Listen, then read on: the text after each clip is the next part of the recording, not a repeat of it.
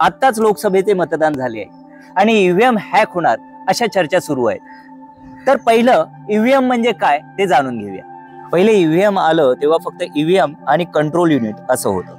त्यामुळे तुम्ही मतदान झालेल्या व्यक्तीला मतदान आपण केलं हे तुम्ही निवडलेल्या उमेदवारासमोरचे बटन दाबलं की समजायचं। 2014 नंतर आता यामध्ये अजून एक मशीन ऍड करण्यात आली, ती म्हणजे व्हीव्हीपॅट। यामुळे तुम्ही ज्या उमेदवाराला मतदान केले त्याची रिसीट मिळते, पण ती रिसीट तुम्ही घरी घेऊन जाऊ शकत नाही, ती त्या बॉक्समध्येच राहते। त्यामुळे तुम्ही ज्या उमेदवाराला मतदान केलंय नक्की तोच उमेदवार आहे ना हे पाहणे फार गरजेचे आहे। आता जेव्हा तुम्ही मतदान करायला जाता तेव्हा 3 मशीन असतात, बॅलेट युनिट, व्हीव्हीपॅट आणि कंट्रोल युनिट। हे तिथे असलेल्या ऑफिसरकडे असते।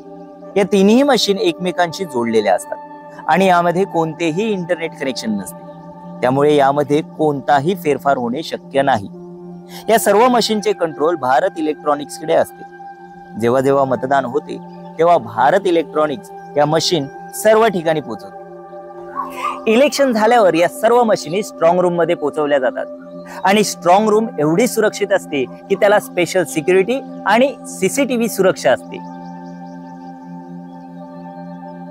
कोणत्या बूथवर कोणती मशीन जाणार हे कोणालाही माहित नसते, पण प्रत्येक मशीनला एक सिरियल नंबर असतो आणि कॉम्प्युटर एक नंबर निवडतो आणि त्याप्रमाणे मशीन त्या बूथवर पाठवली जाते। मतदान झाल्यावर स्ट्रॉंग रूम मध्ये जेव्हा मशीन ठेवल्या जातात आणि लॉक करण्याची वेळ येते तेव्हा प्रत्येक पार्टीचे उमेदवार, प्रतिनिधी आणि इलेक्शन कमिशनचे अधिकारी यांच्या समोर त्या ठेवल्या जातात। स्ट्रॉंग रूम मध्ये लाईव्ह रेकॉर्डिंग केली जाते, ती कोणत्याही पक्षाचा उमेदवार ती चेक करू शकतो। आता जेव्हा मतमोजणी होते तेव्हाही सर्व पक्षांच्या प्रतिनिधींच्या समोर मशीनचे सील खोलले जाते आणि जेवढी मतं मिळाली आहेत ती व्हीव्हीपॅट बरोबर मॅच करून दाखवली जातात।